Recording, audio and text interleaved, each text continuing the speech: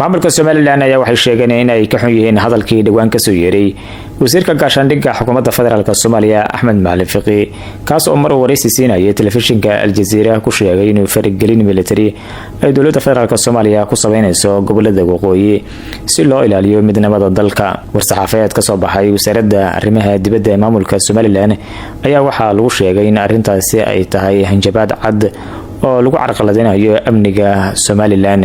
sidoo kale waxay sheegeen in Soomaaliland ay tahay dal madax bannaan isla markaana ay xaq u leedahay cid cidii xiriir la yeelanayso iyo sidoo kale cid aqoonsanaysa intaba. war-saxaafadeedka ka soo baxay wasaaradda arrimaha dibadda ee Soomaaliland ayaa sidoo kale waxaa lagu cambaareeyay dowladda federaalka Soomaaliya oo ay ku tilmaantay inay fargelin xooggan ay ku hayso deegaanadeeda.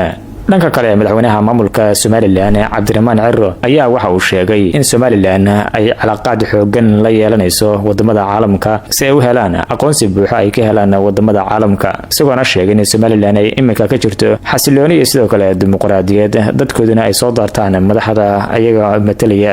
waxaana hadaladiisii kamid ahaa waxa weeyaan taariikhdu waxay qirtay waxay ka marakacday in shacbiga Soomaaliland uu qalin iyo qoriba u horay inuu ku difaaco sharaftiisa iyo jiritaankiisa. sida marar badan aynu ku soo celcelinay agaasimeyaasha guud oo mashiinkii shaqada dhammaan wasaaradaha iyo institutionka kale aad joogtaan intaba waxaana kala cadaynaya xeerarka ayaa inoo kala jeedinaya sida agaasimaha guud ee deegaanka oo akhriyay responsibilitieska wasiirka. waxaanu jecel lahaynaa wax kastoo ka soo dhasha ama khilaaf kastoo ka dhasha hawshaas in lagu xalilo sida uu sharcigu leeyahay inay gaarsiiyaan dhammaan dadka ay u adeegayaan ay shaqada u hayaan haddii la yiraahdo. Soomaaliland waa shacbi dadaalay oo wax soo dhistay oo nabad samaystay oo maamul samaystay cidina uma samayn.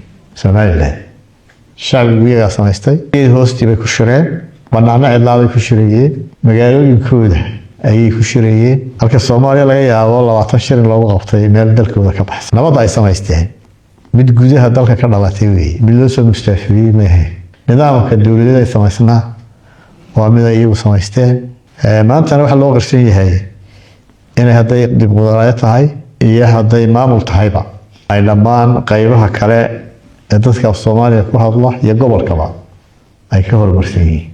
ma oran karno wax wali weyn oo leeyahay wax badan bay naga dhiman laakiin waxaan u baahanahay intaana dadaalkeena aynu ku dadaalay inaynu sameeyno inta jirta aynu ku dhamaystirno haddii la yiraahdo.